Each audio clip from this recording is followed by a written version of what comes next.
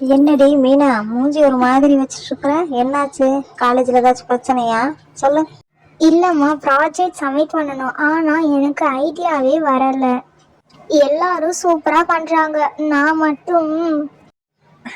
அடி போடி, சின்ன வயசுல நீ மண்ணுல அழகா வீடு கட்டுனியே, அதுக்கு ஜன்னல் எப்படி வைக்கிறதுன்னு தெரியாம ஒரு நாள் முழுவதும் யோசிச்சு அழகா அதுல ஒரு ஓட்டை போட்டு இலைய வச்சு வீடு அழகா பண்ணினியே, ஞாபகம் இல்லையா உனக்கு?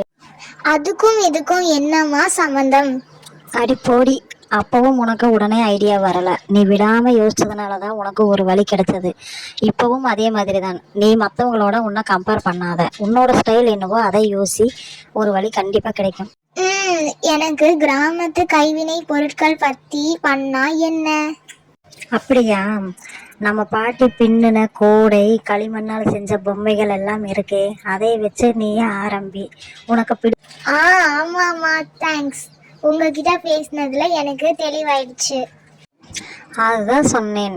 மழை பெய்யும் போது குடைய தேடுறதை விட மழையை ரசிக்க கத்துக்கணும். அப்பதான் புது யோசனை வரும்.